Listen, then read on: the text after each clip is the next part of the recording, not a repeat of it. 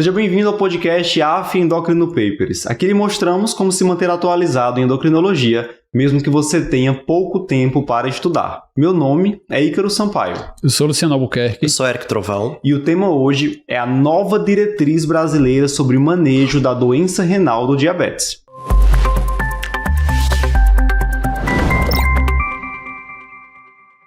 Pessoal, em julho de 2024, recentemente, a SBD atualizou suas diretrizes sobre tratamento do diabetes mellitus, incluindo o capítulo da doença renal do diabetes, que é uma complicação microvascular do diabetes frequente, acomete 20 a 40% dos pacientes portadores de diabetes mellitus e é atualmente a principal causa de doença renal crônica em todo o mundo, sendo uma causa importantíssima de terapia substitutiva renal. Então a gente precisa falar sobre esse tema e trazer as novidades dessa nova diretriz. Vamos começar falando sobre a identificação desses pacientes, né? Quais são os pacientes com diabetes mellitus que devem ser rastreados para a presença de doença renal do diabetes? Então, Ícaro, primeiro lembrar que a gente vai definir essa doença renal se a gente tiver uma albuminúria detectada, certo? Quando a pesquisa da albuminúria do paciente, ou se a gente tiver uma taxa de filtração glomerular abaixo de 60. Então, de cara, precisa de uma creatinina sérica, né, para calcular a taxa de filtração glomerular. O que eles consideram como padronizada é a taxa de filtração glomerular estimada pelo SCD-EPI, né, que é pelo CADIGO que orienta. E para avaliar a albuminúria, a gente faz a relação albumina-creatinina na urina em amostra isolada. Não precisa estar fazendo urina de 24 horas, porque existe uma boa correlação entre o resultado da relação de albumina-creatinina na urina, em amostra isolada, com a de urina 24 horas. Então você pede para dosar ali a albumina e a creatinina na urina, e pede a relação e vai ter esse resultado. A partir de, passou de 30, né, você vai ter o resultado positivo para albuminúria. Então se você tem albuminúria acima de 30 ou taxa de filtração glomerular abaixo de 60, você tem aí o diagnóstico de doença renal do diabetes.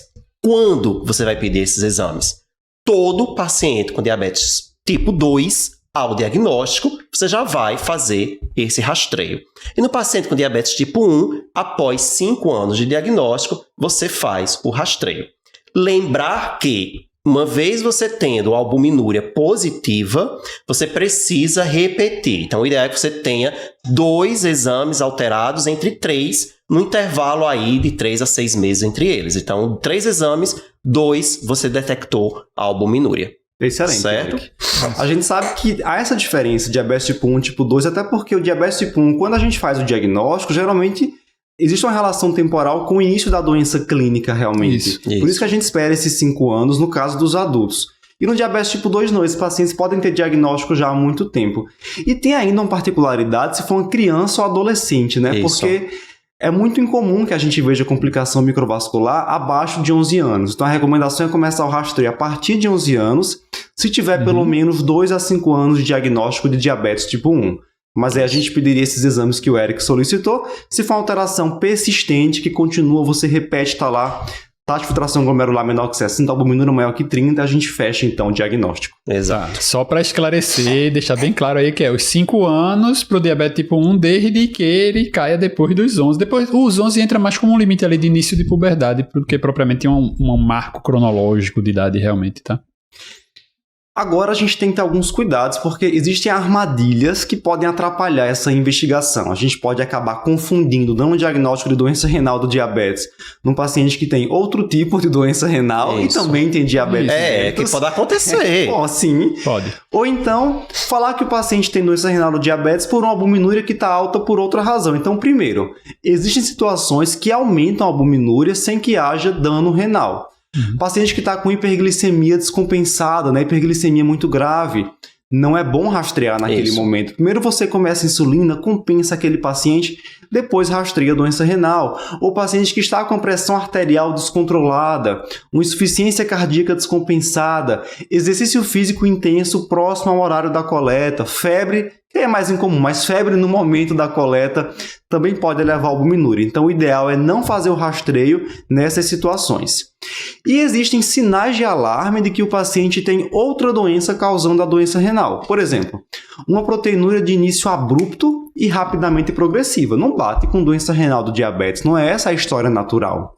Paciente que tem proteinúria nefrótica. Pode ser do diabetes? Pode, mas não é comum a gente ter síndrome nefrótica por doença renal do diabetes. Se o paciente tem manifestações clínicas de uma outra doença. Uma mulher, diabetes tipo 1, tem também Rush-Malai e tem artrite. Vamos pensar em lúpus, né? Como uma nefrite lúpica causando essa proteinúria.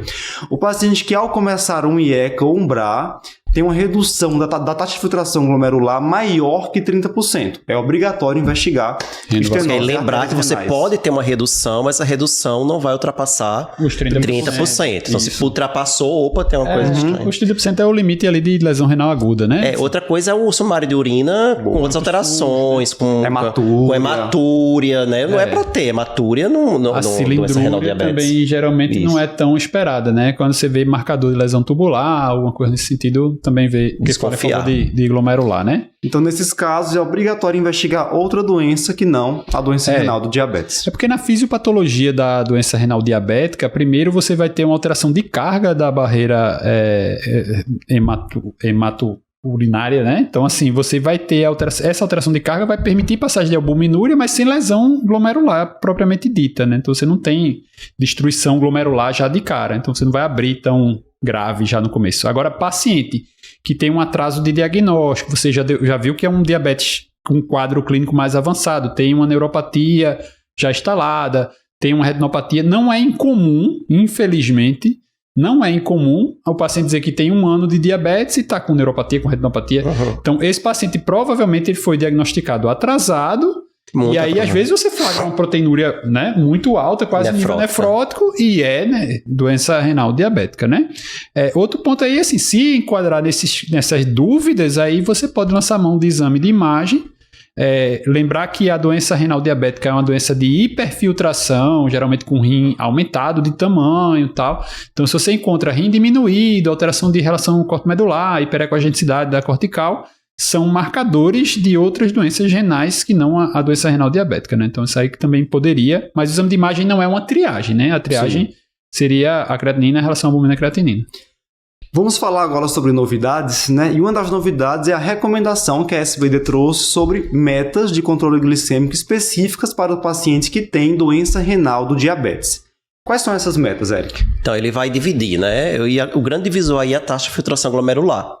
Se o paciente tem a doença renal porque tem albuminúria, e aí a taxa de filtração glomerular vai ser acima de 60, ele coloca a meta como entre 6,5 e 7, ou seja, uma meta mais rigorosa para evitar a progressão da doença renal. Então, aquele paciente que você pegou ali, ainda o clínice dele ainda está ok, né? Vamos evitar que isso aí evolua. Agora, se esse paciente tiver taxa de filtração glomerular abaixo de 60, independente de ter ou não albuminúria, aí ele coloca a meta como 7 a 7,9, para evitar aquela história de que se você faz um tratamento muito intensivo, você aumenta mortalidade, né, nesses pacientes já com a alteração da filtração glomerular. Até ele cita a curva em U, né? Aquele paciente, se você deixar muito solto a glicemia, você vai piorar a mortalidade. Mas se você apertar demais nesses pacientes a glicemia, você pode também aumentar a mortalidade. Isso é um ponto bem controverso, né? Assim, muito controverso, porque assim, isso vem lá de estudos mais antigos, vem lá do até ACORD. O KPDS ele cita. Isso, então o ACORD, VADT, que o que foi usado para controle glicêmico intensivo foi sulfonilureia insulina, né? Então, se a gente pegar toda essa literatura dos novos estudos de doença renal, por você pegar o FLOW com a semaglutida, foi um estudo que jogou a hemoglobina glicada para abaixo de 6, tá? Então, assim, não teve nada ali e tinha taxa de filtração glomerular abaixo de 60, né? E mostrou benefício. Então, como é que você vai bater que é para você deixar uma meta entre 7 e 7,9? Eu acho assim, que tudo é relativo. Assim, o paciente está com taxa de filtração de 50. Aí eu vou ficar feliz porque a hemoglobina dele tá 7,8? Não vou. Inclusive, até esse aumento de mortalidade observado lá nos estudos de meta muito intensiva, tem uma subanálise bem interessante publicada no Diabetes Care que ele mostra o perfil desses pacientes. Então, assim, eram pacientes que estavam no grupo intensivo que não conseguiam baixar a meta. Eles estavam no intensivo, mas não alcançavam a meta, entendeu? Então, tipo assim, um paciente que estava, embora tivesse naquele grupo que deveria baixar para 6,5, ele estava com 8 de glicada, e estava com dose alta de insulina, e estava com sulfa em dose plena, e não conseguia chegar na meta. Então, o problema não era a meta, era ele também não conseguir chegar na meta, né? E como você estava fazendo para chegar na meta. Então, tinha mais hipoglicemia, tem ganho de peso. Então, é um perfil de tratamento que hoje não é real, né? Assim, a gente não trabalha com isso. Como a gente vai ver daqui a pouco, por exemplo, vai ter paciente que vai ter indicação de associar semaglutida, por exemplo, ao inibidor de SGLT2. Vamos supor que eu estou com esse meu paciente, ele está inibidor de SGLT2, está com metformina, iniciou semaglutida, e aí ele vai acabar indo para uma glicada de 6,8. Eu vou fazer o quê? Reduzir a dose das medicações? Não vou. E então a gente tem que ter muito cuidado aí com a... tipo assim, você não vai desintensificar o tratamento para deixar ele entre 7 e 7,9. Mas se você fez as medidas, fez as drogas que teria indicação de fazer, e o paciente está ali 7,5, 7,4, e você está naquela, não, vou intensificar aqui com sulfa ou insulina para chegar abaixo de 7, aí esse ponto você tem que levar em consideração se vale a pena você estar entrando com esse agente. Se é um agente que vai ter um benefício em relação à doença renal, você deve entrar com esse agente. Mesmo que fique numa meta fora do que a diretriz está colocando. Isso. E também não tem como ficar incomodado em ver grupos tão heterogêneos no mesmo balaio, porque assim, abaixo de 60 tem os pacientes que estão fazendo terapia dialítica e tem os pacientes com 50. Isso. São bem diferentes esses pacientes. Eu acho que vão ter a mesma meta? Um tanto arbitrário. Assim, se o paciente estiver em diálise, aí sim, eu tô feliz com a glicada de 7,5, assim, né? Não vou estar me estressando, porque eu sei que também que esse paciente, principalmente com clearance mais baixo, eles têm uma chance maior de hipoglicemia. Né? Então, é um paciente que eu vou ter mais cuidado. Então, quem é esse paciente com taxa de filtração glomerular abaixo de 60? Eu acho que são pacientes bem diferentes. A redação, ao invés de você dizer que a meta seria 7 a 7,9, a redação deveria ser, eu não devo buscar metas agressivas. Assim, você deve talvez fazer isso. Se você consegue chegar na meta abaixo de 7, beleza. Se você não consegue chegar, você não vai empurrar tanto para chegar naquele ponto para dizer que aquilo ali vai ter benefício em relação à doença do paciente. É isso que eu acho que tem que estar Eu acho que isso acaba sendo muito reflexo, essa necessidade às vezes das diretrizes colocarem o valor dessa necessidade de bolo, né? Hoje em dia de que tudo tem que ser receita de bolo. Então, tem como se era assim, o ChatGPT ia substituir a gente facinho. Mas a individualização é extremamente importante na medicina. Assim, não tem, existem umas orientações, eles orientam, mas a gente tem que saber usar isso na prática clínica, de forma individualizada. A galera quer desorientar o ChatGPT, né? Vai dar informação errada para ele. Muito bem. Uma vez tendo sido feito o diagnóstico, é hora da gente começar a pensar no tratamento desse paciente. E o que nós temos hoje é a opção para tratar a doença renal do diabetes, felizmente, né? Pensando no paciente com diabetes tipo 2, que preenche os critérios diagnósticos para doença renal do diabetes, Luciano, qual classe antidiabética hoje é considerada obrigatória para esses pacientes? É obrigatória, de primeira é SGLT2, né? Os inibidores de cotransportador de sódio e glicose. Porque a gente tem estudo de desfecho clínico, né, tanto de proteção cardiovascular como de proteção de perda de função renal, redução de progressão de albuminúria, de micro para macro. Então, todos os desfechos renais a gente tem bem estabelecidos benefícios usando os SGLT2, né? E nesse cenário da doença renal, a gente acaba tendo com os 3 principais representantes. A gente tem evidência com DAPA, tem evidência com EMPA, tem evidência inclusive com a canaglifosina, né? Foi a primeira que abordou esse ponto, né, estudo Credence lá atrás. Ele já colocou canaglifosina tendo benefício tanto na redução de progressão de doença renal, como de proteção cardiovascular, já que é uma população, né, que tem um risco cardiovascular muito, muito elevado. Né? O paciente com doença renal crônica, doença renal diabética, ele tem uma mortalidade renal, né, tem desfechos renais, mas ele tem muito desfecho cardiovascular. Então, assim, você tem que trabalhar nas duas frentes. Os SGLT2 entram como primeira linha, bem claros aí. Eles colocam o limite do clearance, né? Do paciente para utilizar. Isso. Porque aí você hoje fica esse questionamento também, como a gente até debateu recentemente, né? Sobre ponto de corte, dependendo de onde você está lendo. De uma forma geral, é 20 agora, né? Assim, se você tiver com uma taxa de filtração glomerular acima de 20, você pode começar os SGLT2 e eles generalizaram mudaram, assim, né? A dapaglifosina tinha 25, inclusive na bula da dapaglifosina está escrito 25, enquanto na EMPA estaria escrito 20, mas, assim, o Cadigo, ele abordou, né, que, sim, você não tem tanta evidência de uma diferenciação entre efeito de uma molécula em relação à outra, né? Tem umas diferençazinhas nos próprios estudos, nos achados, mas... Eles colocam na diretriz 20 para EMPA, 25 para DAPA, mas eles justificam... E 35 para cana. E 35 para cana, mas justificam porque é o que está aprovado pela Anvisa. Isso. Que é a Anvisa, que eu nem sei por que a Anvisa não revisou isso. Mas aí ele diz isso, ele fala do Cadigo, ele fala até do consenso luso brasileiro, que todos é a partir de 20. Já 20, Eles escreveram... Parece que veio na contramão, porque foi a última diretriz que saiu. E aí botou... A gente já estava usando 20 mas na prática. É como a gente está falando, né? Assim, veja, se você está estudando para prova... E eu acho que até é ruim de fazer isso, né? Você até procurar o que está errado na questão, né?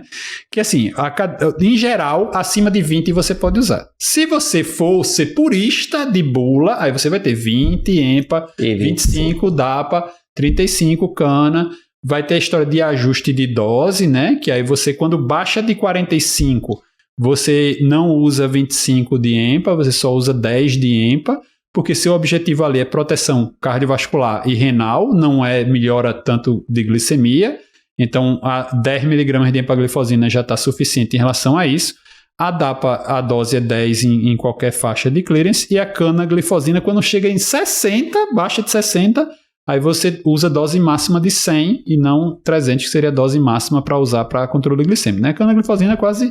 Ninguém usa mais hoje em dia, então ninguém mais nem sabe. Mas só para quem ainda tiver curiosidade, é 300 acima de 60 e 100 abaixo de 60. E lembrando, Luciano, que nesses casos que a gente está falando, principalmente nesses que tem taxa de filtração mais reduzida, o objetivo principal é a proteção renal e não controle glicêmico. Isso. Porque a própria potência dele para controle glicêmico vai diminuir, tanto que a diretriz coloca para você associar outros antidiabéticos junto, como a metformina, por exemplo, se pelo clearance puder fazer a metformina. Lógico que aí você já está meio atrasado, né? Porque a gente tem evidência mais forte, isso é um contínuo, né? Isso não chegou em 45, mudou total o paciente, não muda, né?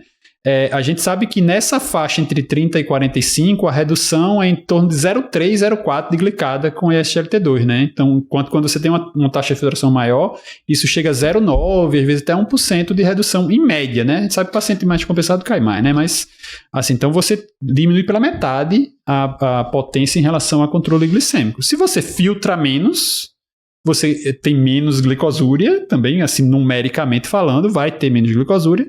Consequentemente, vai ter redução no potencial, né? E eu acho que é importante também lembrar que a gente está falando aqui essa questão do limite do clearance de 20 para início. Isso. Né? Mas se o paciente já iniciou, já está usando, caiu o clearance para 18, você não precisa suspender, você mantém, e a diretriz fala isso também. Você, até iniciar a diálise. Até iniciar a diálise, você mantém. Suspende. E, de novo, é porque não existe experiência clínica em paciente dialítico, tá certo? Iniciar a diálise é uma coisa um tanto quanto controversa. Quem trabalha com clínica médica, quem é internista, sabe que tem paciente que às vezes está com um clearance muito, muito, muito baixo e ainda não está dialisando, e tem paciente que está com um clearance um pouquinho melhor e já está dialisando, depende de outras indicações, outras situações. Então, às vezes você pega um paciente, o paciente tem insuficiência cardíaca, uma hipervolemia ele não tolera, aí a hipervolemia você tem que já indicar antes. Então, o paciente fez acidose. Então, tem outras indicações, né? Então, a gente tem que moderar ali direitinho como é que está fazendo.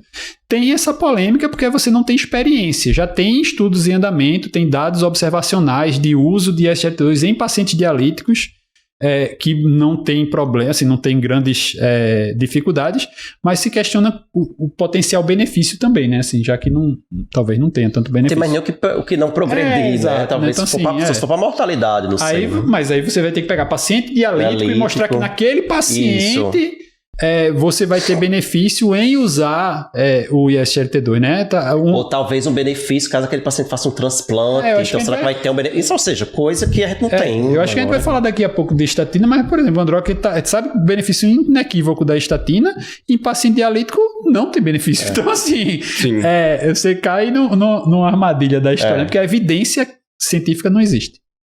Muito bem, falamos até aqui sobre a avaliação inicial dos pacientes com diabetes, inicialmente para pesquisar doença renal do diabetes, confirmação diagnóstica dessa complicação microvascular, possíveis fatores de confusão nesse diagnóstico e também a abordagem inicial para aqueles casos de diabetes tipo 2 com lesão renal com inibidores do SGLT2. Mas existem várias outras drogas que também têm benefícios na doença renal do diabetes, algumas somente para pacientes com diabetes tipo 2, uma outra classe também para pacientes com diabetes tipo 1, e a gente vai falar sobre isso na versão completa desse podcast. Caso você queira conferir, acesse a nossa plataforma do curso de atualização em endocrinologia, AFIA Endocrino Papers. Eu te espero lá.